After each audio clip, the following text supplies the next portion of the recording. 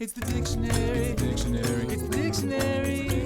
It's the dictionary. Dictionary. It's the dictionary. It's the dictionary.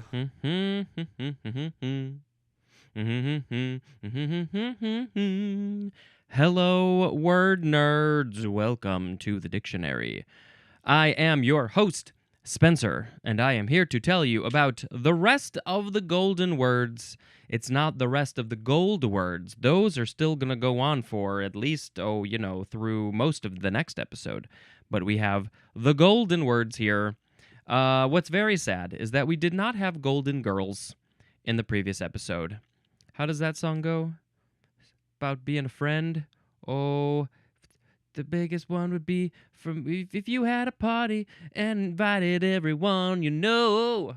You would see the biggest gift would be from me, and the hardest part will be thank you for being a friend. All right, let's talk about these words. We have the first entry in this episode is golden oldie. Golden oldie. One of these days, I'm going to be a golden oldie. It is a noun from 1970. It is one that was a hit or favorite in the past. Back in the day, not now, many, many years ago, it was a golden oldie. It was an oldie. That makes it old. It's old. And it was a good one. It was a hit. It was a favorite. So it's golden.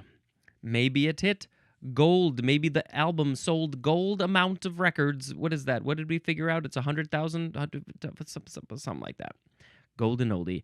Oh, I used to listen to the oldies when I was a child because that was the radio station that my dad would put on, and my mom, and that was the stuff that they grew up on. And I'm sure it was very strange to them to hear their songs from their own childhood be called oldies. It probably made them feel very old. And then I think about, because I am at that age that they were when we were listening to that, and further and older, and I think, oh my gosh, if people are listening to the songs from my childhood in the 80s and calling those oldies, which I think are now, I mean, geez, we could do a quick little search of what year, that's what I want to know. What years are considered oldies for, music? Thank you for putting that in for me. Because, see, now here it says the 50s through the mid-70s, and I would agree with that. Mid-70s is maybe a little bit late, but it also says, however, the definition is relative as time passes. The term increasingly includes the 1980s and the 1990s because we are basically 30 years from the 90s, and that is bonkers. Classic hits. Okay, enough about golden oldies. We got to make a sound effect. Ooh, is there a golden oldie sound? I think of the Beach Boys. There we had a whole cassette tape of golden oldies. I don't think I'm going to be able to think of anything very quickly. So we're just going to go because our next entry is golden parachute. Noun from 1981. It is a generous severance agreement for a corporate executive in the event of a sudden dismissal. Example of that would be because of a merger. So let's say two companies, two corporations were merging, and there is an executive near the top of one of those companies, and because of the merger, they were like, we don't need your job anymore, and they were like, hey, that's fine, just give me a golden parachute. Give me that generous severance agreement, and I'll get out your hair. We had something similar. In the previous episode, we had golden handshake, I think. Yep, a generous severance agreement, especially as an inducement to early retirement. Very similar. Golden parachute, it's like, oh, you're falling from the sky, but you're gonna die unless we give you this parachute. Now look, you'll land safely on your feet. You'll be fine. You'll have plenty of money because of our golden parachute. And guess what? It's gold, so when you land, you can sell it. and make even more money. You're welcome. Hey, let's think about the little people, the people who don't make so much money. No, not enough people are thinking about them. Yeah. Okay. Now we have golden plover. Golden plover. Sounds like a song. Golden plover in the fields, it's a golden plover sitting in your shields. Okay, it is a noun from 1785. It is any of three plovers having dark upper parts spotted with gold, especially one that breeds chiefly in Arctic America and winters in South America. See now, I would have assumed, I thought that a plover might be a plant, but based on the definition, I am thinking that it is different. Yep, it is a bird. A golden plover, well, a plover in general, is a bird. Now, they have a very interesting color pattern here. They have a very speckled top, their wings especially. Their back and wings and tail are this very brown and white and black speckled.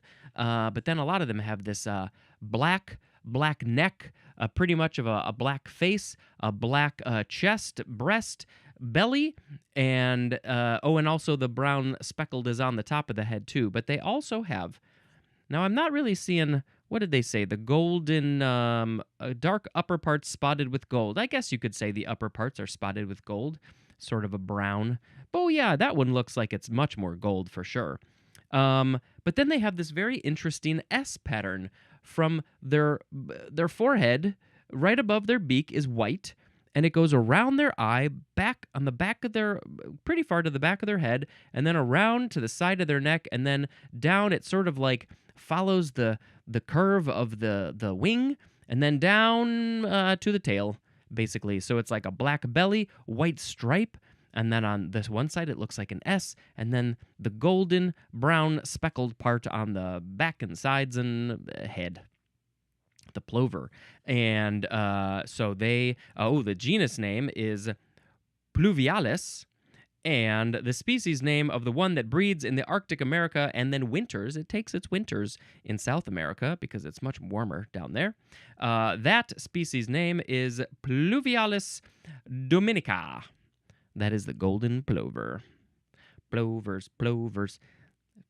What rhymes with plovers? All right, let's move on to poo. It's golden rain tree. 3 words. Noun from 1923. It is an Asian tree that has a rounded crown with a very long, showy clusters, with very long, showy clusters of yellow flowers. And maybe we should post a picture, first of all, of the golden plover and also of the golden rain tree. The species name of this Asian golden rain tree is Coelruteria paniculata, and it is of the family Sapindaceae. It's got a rounded crown. That's it. A showy clusters of yellow flowers. Very important when your name is the golden rain tree. Blue. Next is, it's many people's favorite dog. I should post a picture of this dog. It is the golden retriever. The golden retriever is a noun from 1919. Any of a breed of medium-sized retrievers having a flat, moderately long golden coat. And you have probably seen this dog out there in the world, out there in the wild. Maybe not the wild. It was probably on somebody's leash or at somebody's house, or maybe you even have a golden retriever. I mean, listen, they're great dogs. They're sweet dogs. They're very happy dogs. They are fantastic, but they're pretty popular and pretty common. And I feel like, hey, get an animal that's maybe a mutt or not from a breeder, maybe a rescue dog. You don't know what you're gonna get. If you bond with it and it's great, then love it. But hey, I'm not gonna knock the golden retriever. They get you things. You say, "Golden retriever, will you please get my slippers?" And it says, "Yes, of course I will. Here are your slippers. I have retrieved them for you. Where's my golden toilet?" Pooh. Now we have goldenrod. Noun from 1568. It is any of numerous, chiefly North American composite perennial herbs with small heads of usually yellow, late-blooming flowers, often clustered in panicles. It is, compare to rayless goldenrod. Rayless, like it has no rays, no sun rays? What is rayless goldenrod?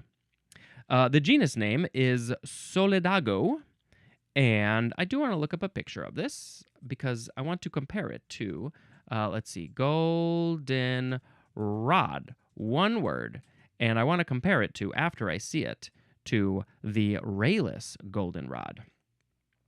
I'm seeing so much yellow all over the place. I understand why they call it the goldenrod now. I was very confused before, but now I am not. All right, now let's look up rayless goldenrod. What is that? It looks like the shape is different. The shape looks like at the top where the yellow flowers are, they're more together, bound together. They're not spread out. They're not rayed. Yes, here's a picture that compares the Solidago, the true goldenrod, with the rayless goldenrod. And yes, they have a very, very different shape. The Solidago, the true goldenrod, actually has yellow flowers that are very kind of big and wide on the bottom and get smaller and smaller, so it has that sort of Christmas tree, pine tree shape. But the rayless goldenrod has just a poof of all the yellow flowers on the top, is a big, like the top of a head. All right, now we know. I'm very glad that we learned all of that information about the goldenrod. Whew. Next is golden rule. Noun from 1753. You've probably heard this before. Now we have two definitions. Number one, the first letters would be capitalized. It is a rule of ethical conduct referring to, something in the Bible. MT, I can never remember what that is. Is it Matthew? Probably. Let's just say that. And if I'm wrong, who cares? Matthew 7:12 and also Luke 6:31. And it says, according to this, it says, "Do to others as you would have them do to you." I have heard it as "do unto others as you would have them do unto you." I think I need to put a link in the show notes for all of the different golden rules around the world. That's what I'm going to look up right now, because here's the thing. This is not specific to the Bible. Cultures, countries, people all over the world have their own version of the golden rule. Let's quickly do number 2. It is a guiding principle. Here are some examples of the golden rule in other religions, let's say. Let's see. So we read the Christian one. Islam says, "None of you truly believes until he wishes for his brother what he wishes for himself." See, this is the key to everything. There is a reason why all of these different religions and cultures around the world have this in their world, because this is what life is all about. It is about empathy and compassion. I just watched a movie where empathy is like a key thing. They don't really talk about it a ton, but it's a key thing in the story.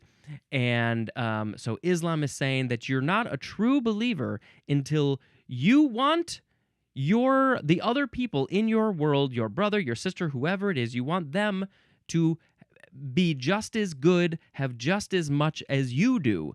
If you want it for yourself, you might as well want it for them too.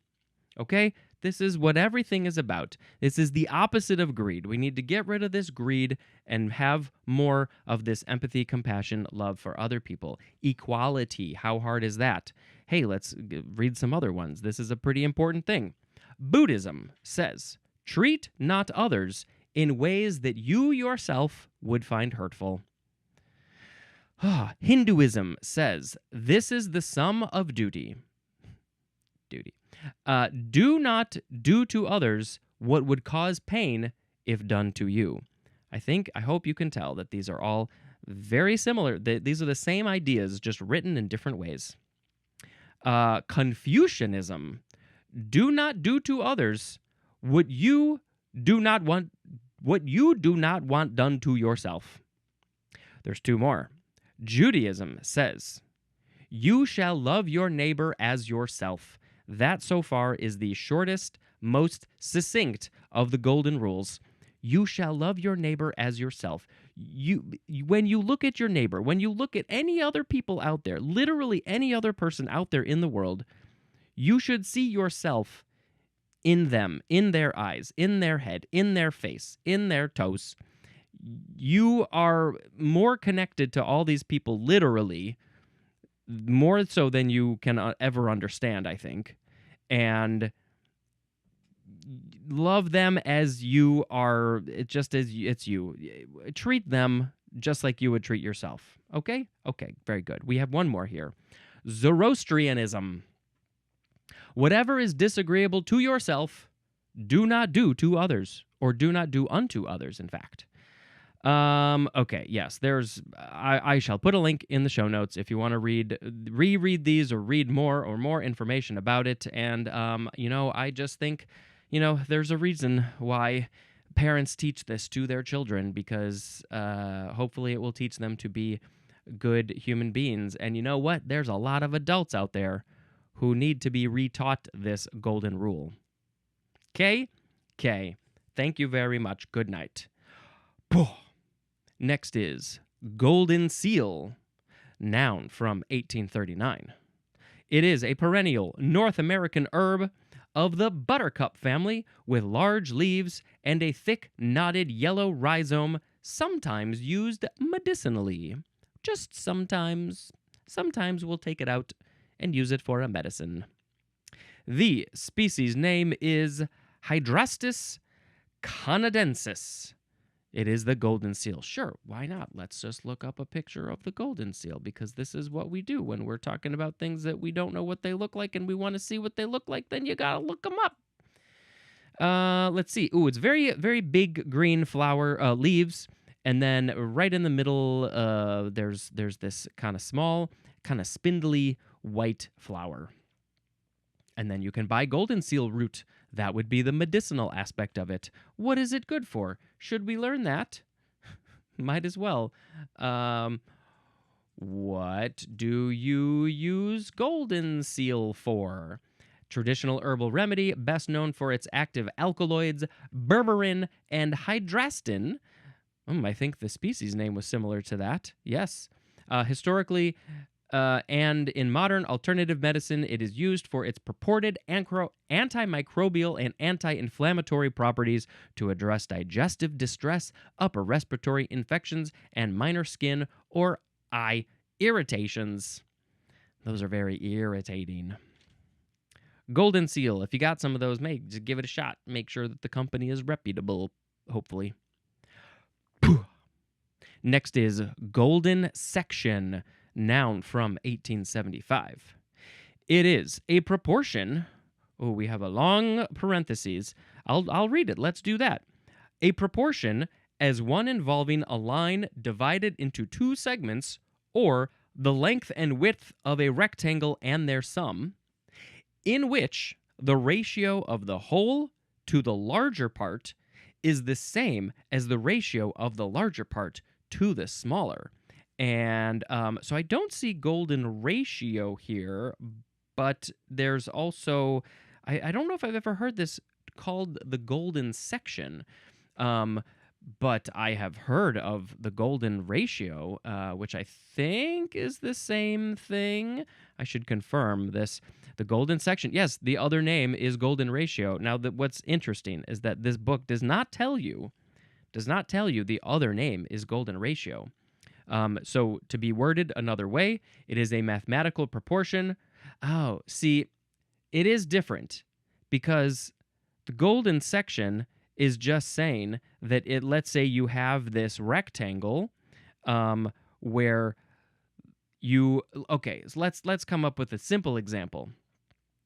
I don't know if I can do this, because, because it requires math and thinking and time, and I don't have any of those right now. I think the golden ratio is an example of a golden section, but a golden section doesn't necessarily mean it's a golden ratio. The golden ratio is a mathematical proportion approximately 1 to 1.618. It's a ratio of two things. It occurs when a line is divided into two parts so that the longer part divided by the smaller part is equal to the whole length divided by the longer part. Sounds very complicated when you put it that way. Maybe that's the same wording as the golden section definition I read, but it's not. It's this different wording, but maybe it means the same thing. It is widely used in design and art to create aesthetically pleasing, harmonious compositions. They say that your face and your body is all nature. Things in nature are all built on this golden ratio, where like the ratio of the width of your mouth is part and compared to the width of your nostrils or something. And I don't know. They say that when you fit into the golden ratio, that you are quote unquote beautiful or the most attractive, which of course is ridiculous. There's everybody is beautiful. It's more of a subjective thing. But it's who makes up these things anyway? All right, did we talk about golden ratio and golden section enough? There's a lot of information about it out there in the world, and you should go hunt it down. So let's move on to golden shiner, noun from circa 1889. It is a small, common cypripnid fish of eastern North America, having silvery sides with bright golden reflections and often used as bait. And I think we should get rid of the bait part. I think you can use plenty of non-living things. Yep, it's got a golden sheen to it. The golden shiner. Man, it's shiny, so I think that's probably why it's a really clever name when you think about it. You can imagine some old dude sitting on a boat, and he brings up the fish from his fishing reel, and he was like, "Wow, oh my gosh, this fish is golden! Wow!" And as the sun hits it, it's quite a shiner. It's so shiny. It's a golden shiner. Wow, I nailed it. Now we get into an adult thing, and hey, again, as I say a lot, children should be totally fine to listen to these things, because how else are you going to learn about the world? You're going to learn about the world somehow, so it might as well be from the dictionary. So this next entry is golden shower. It is a noun from 1968. The act of urinating on another person, usually as part of a sex act. Some people like it. Some people like to do it. Some people like to receive it.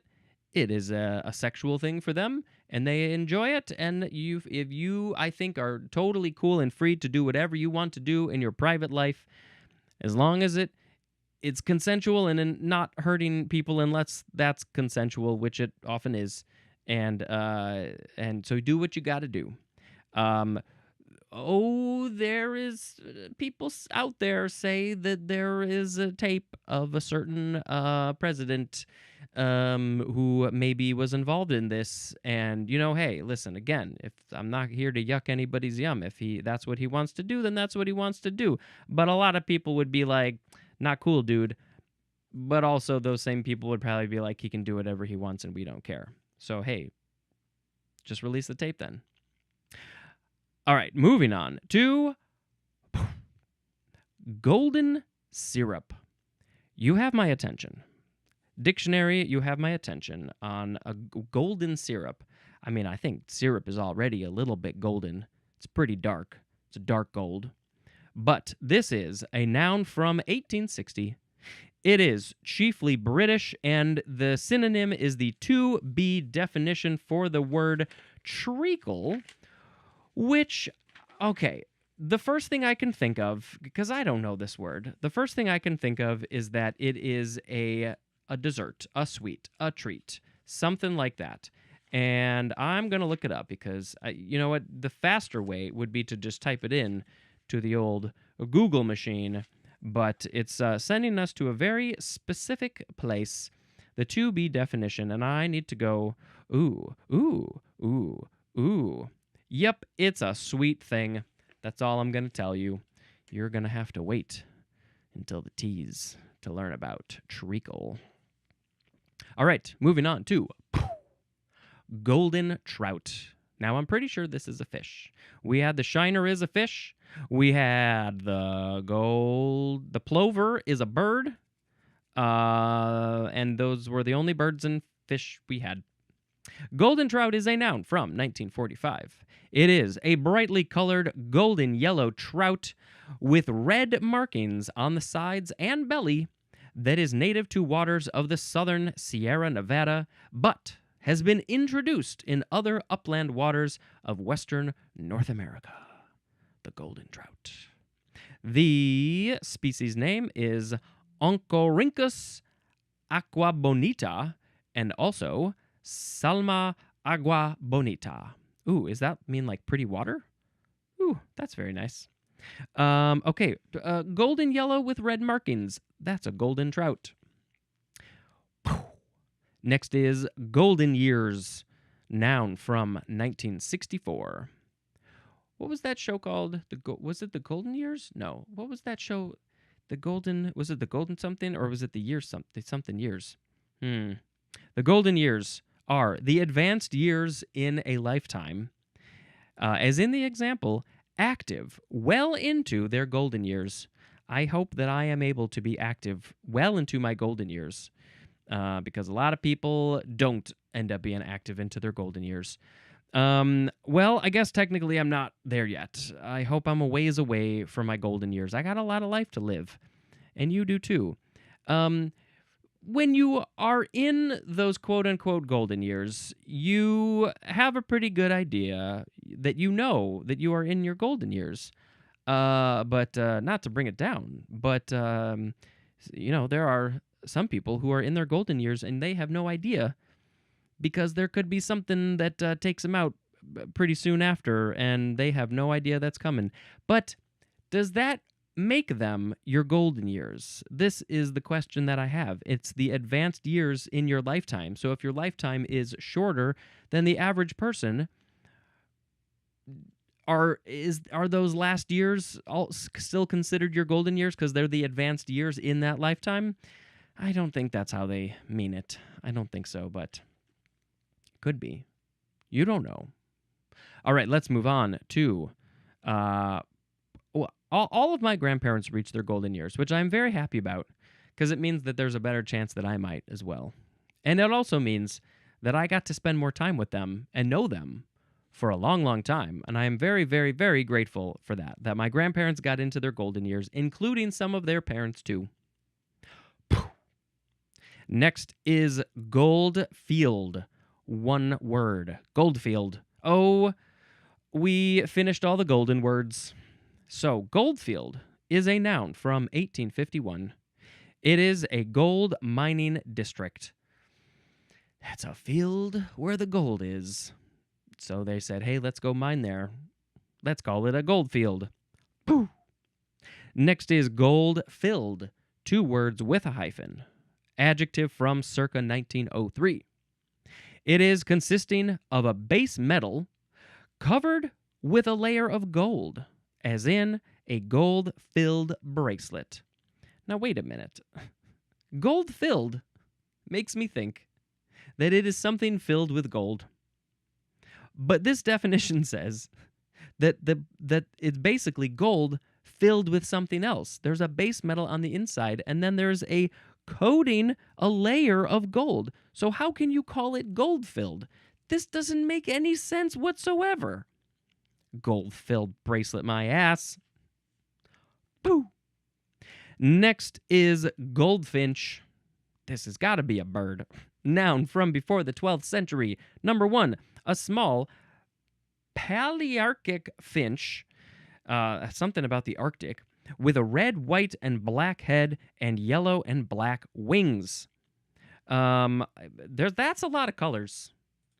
I don't know. I don't know if you can call a goldfinch when it's got half the colors on it: red, white, black, yellow, and black. So it's got four of the colors. No, I wanted to look up goldfinch. Finch, please, because we need to see. I mean, listen. The majority of their body is absolutely yellow. Most of these examples, it's mostly yellow. They got some black wings and black forehead, pretty much. Some of them definitely are different, though, but it doesn't seem like that's the common one. They have a red face, black head, white cheeks, black eyes, and then some yellow and black on the wings, and then a more kind of maybe brown or gray color for the rest of the body, pretty much. That's the goldfinch. Mostly it's the bright yellow one that we're talking about.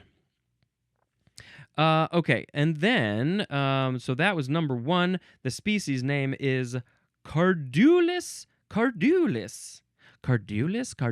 twice.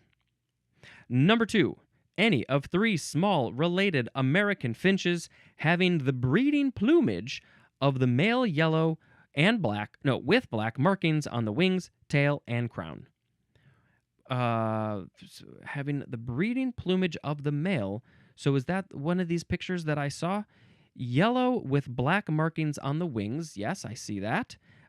Tail and crown. Pretty much, yes. It doesn't say anything about the red face or forehead, though. So, I don't know. The genus name is Cardulis, especially the species name Cardulis tristis. All right, that is the goldfinch. And of course, you heard me say it already. Goldfish. Either I accidentally typed or the computer thought I was talking about goldfish when I was trying to look up goldfinch. A goldfish is a noun from 1791. It is a small, usually golden orange, Asian cypripnid fish, often kept as an aquarium and pond fish. One of them pond fishes. The species name is Carassius aratus. And what else? Anything else about them? It doesn't say much. I mean, this is like one of your most common typical fishes that you might have as a child. I had them as a child. They say that they grow as big as their enclosure can allow them to, which is why if you see the goldfish in the ponds, they're quite a bit bigger, I think, than the goldfishes in your tiny little aquarium. I think now we have to look up biggest goldfish. I mean, I'm pretty sure that I've seen a picture of this before. This is quite a large goldfish. 67 pounds. It is a hybrid of a leather carp and a koi named the carrot. So is it actually a goldfish? I mean, it is literally looks like a goldfish. It was released back into the water. Well, that makes me very happy. It was found by Andy Hackett in Champagne, France, in 2022. So that is pretty great that he put it back in the water for it to live out the rest of its life. I mean, it looks fake. The official record for the longest true goldfish is 18.7 inches, which is 47.4 centimeters. That was in the Netherlands. All right. How can we not talk about the biggest goldfish? It looks ridiculous. Yeah, I mean, I think they say they have a very bad memory swimming around. I think you gotta, if you're gonna have them, if you're gonna have fish, really any animal, you gotta give them something to keep life exciting and interesting. You know, the bubbles. How can you forget about the bubbles? I don't know. I just have this vision in my head of just like a blank, boring aquarium. That's probably what we had. We didn't have any fancy things. We probably should have. I think that we should do one more entry in this episode. It is Goldfish Bowl. I think that's pretty much what we had. It is a noun from 1935. A place or situation offering no privacy. Now, we are not literally talking about a goldfish bowl that you put water and your goldfish in, like maybe you won it at the fair. I think that happened to me once. This is an actual space that humans would be in, and you were like, whoa, wow, hey, there's a lot of windows here. They're all around. Everybody can see what I'm doing and see me with these people. I don't want them to see me with these people. I want some privacy. I feel like I'm in a goldfish bowl because I feel like I'm a fish in a bowl that you're watching. How do you think that makes the fish feel when you're just staring at their bowl and they're like, what is this? Can this guy give me some privacy? I'm a goldfish here. All right, that is Goldfish Bowl. Now, we must pick a word of the episode. To do that, we have to read all of these entries all over again. We had golden oldie, golden parachute, golden plover, golden rain tree, golden retriever, golden rod, golden rule, golden seal, golden section, golden retriever. Whoa, did I say that already? That was way back there. Golden seal, golden section, golden shiner, golden shower, golden syrup, golden trout, golden years, gold field, gold filled, goldfinch, goldfish, and goldfish bowl. Well, of course, I have to pick the golden rule as the word of the episode. I mean, this is like literally the most important thing that I believe can be a part of our lives. It can actually change the world, maybe, possibly. Okay, sing a song about golden rule. The golden rule is golden. It's a rule that everybody should abide by. It's about empathy, so do the golden rule, I say. Now, I will tell you about a movie. I have to bring up my list, and you know what? I was actually looking in my last year's list for a very specific reason that you are not allowed to know about. And so where did we leave off? Let's see. This movie is called The Ugly. It was very good, very interesting, very intriguing, and I don't really know why it's called The Ugly. Why is the word the or the at the beginning? I guess it makes more sense than if it was just the word ugly. I hate that we're using that word at all. I hate that they use it in the movie, but it's a very specific group of people at a very specific time. So it makes sense. It just sucks that people can be like that. And I'm a little confused on the ending. I'm not sure what to think. And so if anybody has seen The Ugly, why don't you reach out in some way and tell me what you think? Because I want to hear what other people have to say. I think I watched this on a plane. Okay, The Ugly. Go watch that. That's going to be the end of this episode. Hey, what an amazing feat. All right, this has been Spencer, dispensing information. Goodbye.